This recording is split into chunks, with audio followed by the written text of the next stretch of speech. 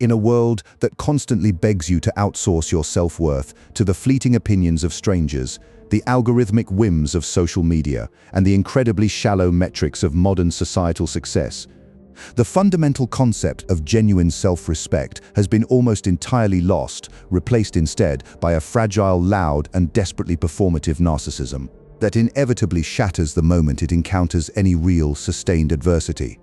But over 2 millennia ago, the ancient Greek philosopher Aristotle laid down a comprehensive and ruthlessly effective blueprint for a completely different kind of psychological architecture, one built not on the shifting, unreliable sands of public approval, but on the solid, unyielding bedrock of personal excellence, a concept he famously called arete. Aristotle fundamentally understood that self-respect is not merely an emotion you can simply decide to feel on a whim, nor is it a hollow daily affirmation you can repeat to yourself in the mirror every morning until you magically start to believe it. Rather, self-respect is the natural, inevitable, and undeniable byproduct of specific, repeated, and heavily disciplined actions, because, as his philosophy dictates, we are what we repeatedly do, which means that excellence and the deep, unshakable self-respect that inherently follows it is not a singular act, but a lifelong habit. To build this unshakable internal fortress, you do not need to become a loud, dominant, Machiavellian tyrant who crushes everyone in his path in a desperate bid for alpha status. You simply need to cultivate 7 quiet, private, and deeply internal habits that slowly but permanently rewire your neurological pathways and completely alter your relationship with yourself. Starting with the first and most absolutely foundational habit, which is the relentless, uncompromising practice of internal congruence, or the habit of keeping your promises to yourself. Every single time you set an alarm for a specific time and choose to hit the snooze button, every time you tell yourself you're going to the gym and then decide to stay on the couch because you feel tired, every time you swear you are going to focus on your deep work and then allow yourself to be distracted by the cheap dopamine of your smartphone, you are committing a micro-betrayal against your own psyche. And while the modern therapeutic world constantly tells you to be gentle with yourself, to practice self-care, and to forgive these minor lapses in discipline, your subconscious mind is not gentle. It is keeping a ruthless, exact, and unforgiving ledger of every single time you lie to yourself. When you constantly break your own word, your brain biologically learns that your intentions are meaningless, which systematically destroys your baseline of self-trust. And it is biologically, neurologically, and psychologically impossible to respect a man that you do not trust, even if that man happens to be yourself, leading directly to a deep, pervasive sense of baseline anxiety and imposter syndrome, because you know in the quietest, darkest moments of the night that you are full of empty rhetoric and broken resolutions. The Aristotelian solution to this modern crisis of confidence is to start treating your word to yourself as a binding, unbreakable, sacred contract, starting with incredibly small, easily manageable tasks, refusing to tell yourself you will do something unless you are absolutely, unequivocally certain that you are going to execute it. And as you begin to stack these small daily victories, as your physical actions begin to perfectly align with your spoken intentions, you slowly build a massive, undeniable sense of internal congruence that acts as an impenetrable shield against external doubt. Because when the world inevitably tells you that you are not capable, your subconscious mind will immediately present a mountain of empirical evidence, proving that you are a man who does exactly what he says he is going to do. This internal alignment naturally leads directly to the second quiet habit, which is the absolute mastery of your emotional regulation through what Aristotle called the golden mean. The profound philosophical understanding that virtue, psychological power, and true dominance always exist in the perfect, harmonious balance between 2 extreme vices of deficiency and excess, meaning that true self-respect is found neither in absolute, cowardly passivity nor in explosive, uncontrollable aggression, but in the calm, measured, and highly deliberate center of grounded assertiveness. When you are disrespected, challenged, or insulted, the weak, uncentered man generally defaults to one of 2 reactions. He either shrinks into immediate submission, apologizing and allowing his boundaries to be trampled because he completely lacks the courage to defend himself, or he erupts into a fit of uncontrolled, chaotic anger, throwing a verbal tantrum that actually reveals his deep underlying insecurity and completely hands his emotional control over to the person who provoked him, allowing his enemy to dictate his internal state. The man who has successfully cultivated the golden mean does neither of these things. He does not ignore the disrespect, but he also does not let it disrupt his internal peace, responding instead with a quiet, heavy, and immovable physical presence, setting a firm, non-negotiable boundary without raising his voice. Without resorting to petty insults, and without losing his center, proving to his attacker and to himself that his self-respect is so vast, so secure, so deeply rooted that it simply does not need to resort to the chaotic, desperate energy of anger to make itself known. This emotional temperance requires a tremendous, almost exhausting amount of internal discipline at first, because it forces you to pause in that critical, highly charged space between a stimulus and your response, choosing your reaction deliberately with your rational mind, rather than acting blindly on the biological, defensive impulse of your fragile ego. And every single time you successfully navigate this space, you reinforce the core belief that you are the absolute, undisputed master of your own mind, which is the highest, purest form of self-respect a mortal man can attain.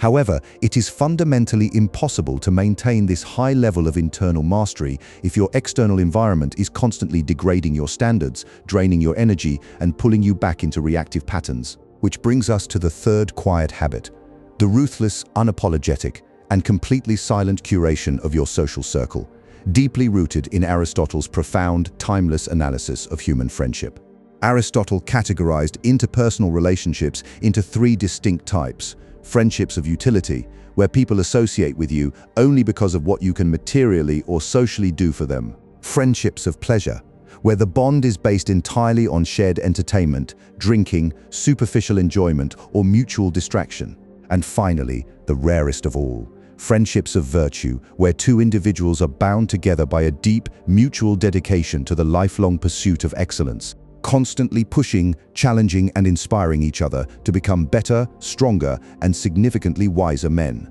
The great modern tragedy is that the vast majority of men surround themselves almost entirely with friends of utility and pleasure, remaining trapped in toxic, stagnant, or completely uninspiring relationships simply out of habit. Nostalgia, or the profound, paralyzing fear of being alone, effectively broadcasting to their own subconscious mind that they do not value their own time, energy, or potential enough to protect it from energy vampires, chronic complainers, and aggressive mediocrity. To build truly unshakable self-respect, you must look at your life with cold, analytical, and highly objective clarity, and quietly begin to distance yourself from the people who drain your ambition, who mock your newfound discipline, or who only want you around when you are useful to their own selfish agendas, choosing instead the noble, difficult path of solitude over the degrading, comfortable warmth of bad company.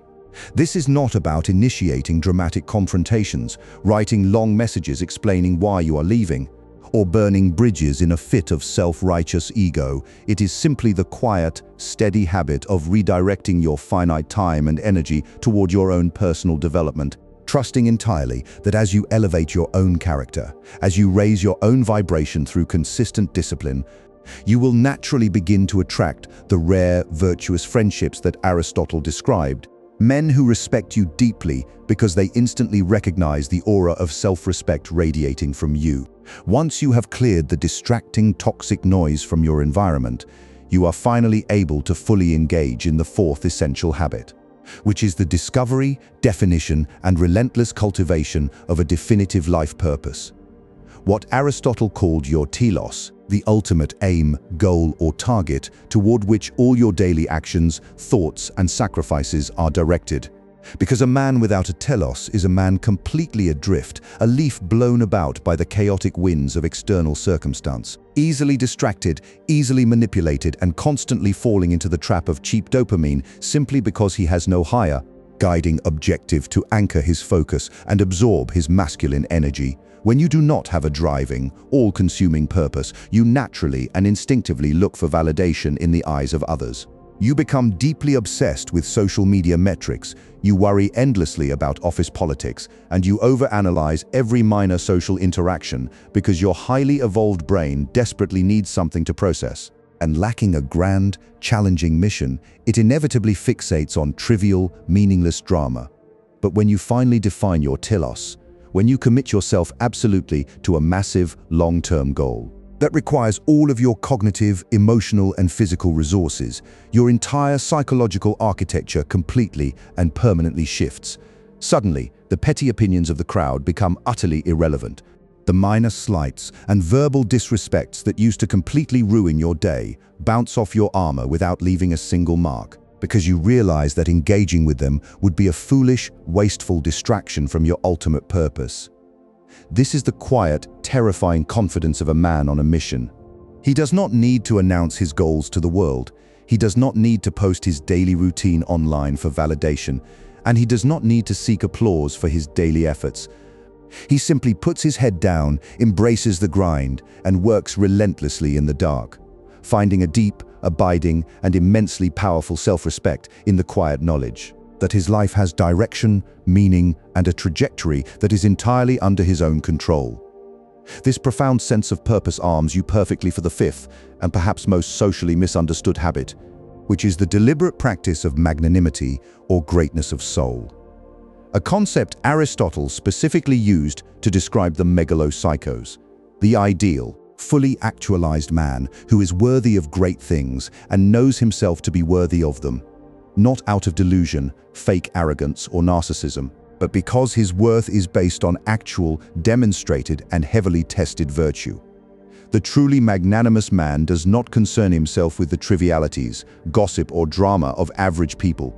He does not hold bitter grudges because he considers the offenses of lesser men to be completely beneath his notice. And when he is insulted, mocked, or challenged by someone who has not achieved a fraction of what he has achieved, he digests the disrespect silently, recognizing the eternal truth that an eagle does not concern itself with the opinions of a fly. This is perhaps the single most difficult habit to cultivate in the modern age, where everyone is hypersensitive, chronically online, and easily offended by the slightest disagreement. But true,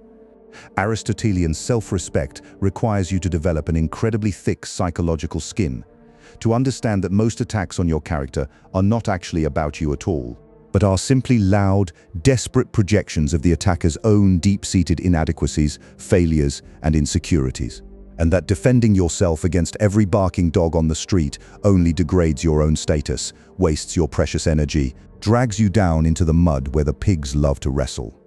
When you practice true magnanimity, you learn to let your silence be your heaviest, most devastating weapon, allowing the uncomfortable, heavy void of your non-response to reflect the other person's loud insecurity right back onto them, showing the world without speaking a single word that your self-image is so robust, so firmly grounded in your own actions, and so aligned with your own high standards that a few hostile,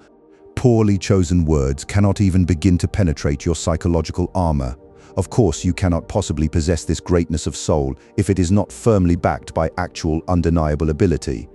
Which leads directly to the sixth quiet habit, the relentless, ongoing, and lifelong cultivation of private competence and practical wisdom, or what Aristotle called phronesis. The deeply ingrained ability to navigate the complexities of life, make correct, highly effective decisions under pressure, and execute complex tasks with a supreme level of skill. The current culture aggressively promotes the highly toxic idea of faking it until you make it,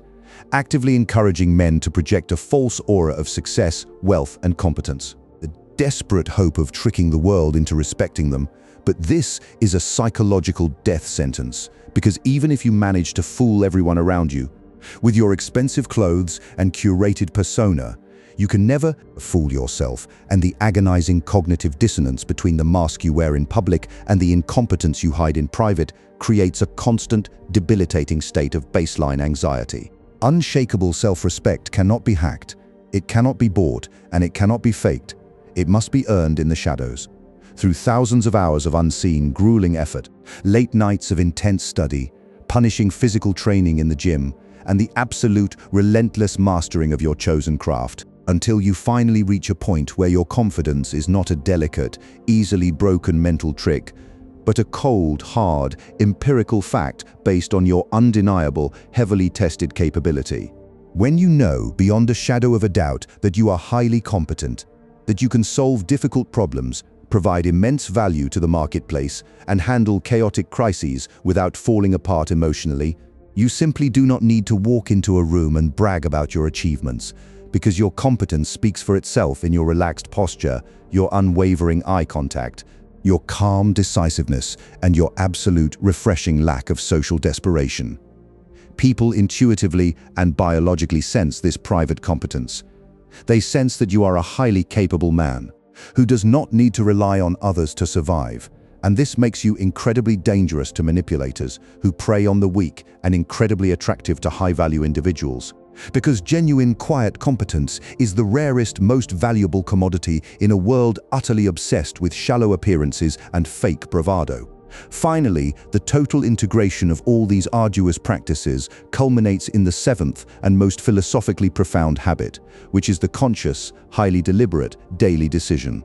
to prioritize long-term flourishing over short-term pleasure.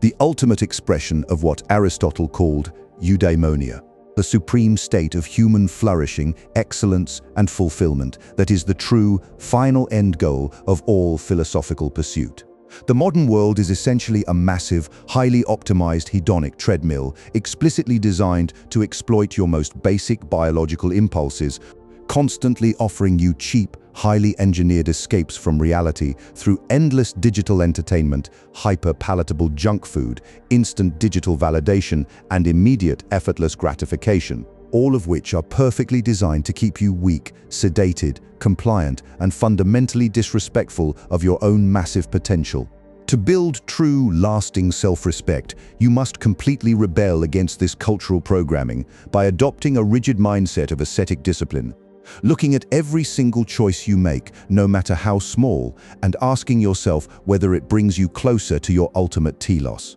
or pulls you back into the comforting, stagnant, and utterly depressing swamp of societal mediocrity. The man who truly respects himself does not numb his sharp mind with endless scrolling on social media. He does not poison his physical body with garbage disguised as food. And he does not waste his drive, his seed, or his vital masculine energy on fleeting, meaningless encounters. Because he profoundly recognizes that his mind and his body are the only vehicles. He has to navigate this brutal existence, and treating them like a dumping ground is the ultimate, most tragic act of self-hatred. When you choose the hard path, when you force yourself to wake up early in the dark, endure the burning physical pain of the gym, sit down to do the agonizing deep work when you would much rather be distracted, and say no to the easy, socially acceptable temptations that completely derail average men, you are engaging in the purest physical manifestation of self-love, proving definitively to your subconscious mind that you value your own future, your own potential, and your own greatness far more than your present comfort. This daily, relentless accumulation of disciplined, highly intentional choices builds a massive, overflowing reservoir of internal power, leading to a profound, life-altering realization that you are not a passive slave to your base impulses, but the sovereign, undisputed ruler of your own destiny, fully capable of overriding your biological programming in the direct service of a higher, much nobler vision. As these 7 quiet, incredibly powerful habits slowly weave themselves into the very fabric of your daily life, transitioning over time from conscious, exhausting efforts into automatic, deeply ingrained responses, your entire psychological landscape completely transforms. The desperate, clawing need for external validation withers away and dies.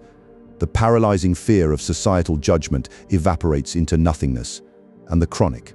exhausting anxiety of not being enough dissolves completely, replaced by a cold, sharp, and brilliantly clear understanding of your own inherent, undeniable value. You realize, with a sense of profound peace, that the world's respect is a fickle, unreliable, and highly volatile currency that can be taken away just as quickly as it is given. But the respect you have meticulously forged for yourself through the intense fire of your own discipline, your own congruence, and your own relentless pursuit of Aristotelian excellence is a permanent, impenetrable, absolutely indestructible fortress that no one, no matter how powerful, can ever breach or take away from you. This is the profound ancient truth that the great philosophers of antiquity understood perfectly and the modern, fragile world has completely forgotten. You do not beg for respect from the world, you do not demand it with loud words, and you do not trick people into giving it to you. You extract it from yourself through rigorous, undeniable action, and once you possess it internally, the world has absolutely no choice but to reflect it back to you. When you carry the quiet, unmistakable weight of a man who keeps his promises to himself, who completely controls his emotional state, who ruthlessly curates his inner circle, who fiercely pursues his life's purpose, who utterly ignores the petty insults of the crowd, who deeply masters his chosen craft, and who consistently sacrifices comfort for greatness, you naturally generate an aura of absolute psychological dominance that forces everyone you encounter to instantly recognize that they are dealing with a completely different, infinitely higher caliber of human being. You no longer walk into a room anxiously hoping that people will like you, accept you, or validate your existence. You walk into a room calmly wondering if the people in it are actually worthy of your highly valuable time. A fundamental, seismic shift in psychological frame that completely reverses the power dynamic in any social, professional, or romantic interaction, stripping away the nervous, eager-to-please energy that manipulators prey upon and replacing it with the heavy, unmovable, and deeply intimidating presence of a king. This is the ultimate freedom. The true, unfiltered eudaimonic life that Aristotle envisioned for the excellent man. Not a naive, utopian life, free from pain, struggle, or massive challenge, but a life completely and eternally free from the agonizing chains of self-doubt, the exhausting performance of insecurity, and the tyranny of public opinion. A life lived entirely on your own terms, anchored in the absolute truth of your own tested character, and driven forward by the unstoppable, terrifying momentum of Unshakable, quietly forged, and absolutely bulletproof self-respect. Furthermore, as this deeply embedded respect solidifies within your psyche, you will notice a fascinating psychological phenomenon occur in how society interacts with you. People will stop projecting their insecurities onto you because your frame is simply too solid to absorb their chaos. And those who operate from a place of chronic anxiety or manipulative intent will naturally filter themselves out of your life, unable to withstand the stark, unflinching mirror that your congruence holds up to their own lack of discipline. The Aristotelian man becomes a living, breathing testament to the power of human agency, demonstrating day in and day out that while we cannot control the chaotic nature of the external world, the actions of other people, or the random distribution of fortune, we maintain absolute, dictatorial control over our own responses, our own standards, and our own moral character. This realization completely insulates you from the victim mentality that currently plagues modern society. A toxic ideology that encourages individuals to blame their lack of progress, their emotional volatility, and their absence of self-worth on systemic forces, difficult childhoods, or the unfair advantages of others, effectively stripping them of the very agency required to build the arete that Aristotle championed. When you take total, uncompromising ownership of your psychological state and recognize that every single habit you cultivate is a brick in the fortress of your identity, the concept of being a victim becomes intellectually absurd because you understand that even in the face of profound tragedy, immense betrayal, or catastrophic failure, you always retain the power to respond with dignity, to learn the brutal lesson, and to rebuild yourself stronger than before. This is why self-respect is not merely a beneficial psychological trait, but the absolute necessary prerequisite for a life of meaning. Without it, you are simply a spectator, a secondary character in your own narrative, constantly waiting for someone else to validate your existence, to give you permission to succeed, or to rescue you from the consequences of your own inaction. But with it, you step into the role of the primary architect, recognizing that the heavy, often agonizing burden of self-discipline is actually the ultimate privilege, the only true pathway to achieving the eudaimonia that separates those who merely exist from those who truly live. And as you continue to stack these 7 quiet habits, year after year, refusing to compromise your standards or lower your gaze, you will eventually look back at the fragile, anxious man you used to be, not with judgment or disdain, but with the calm, detached realization that he was simply the raw, unrefined material out of which you successfully forged a king.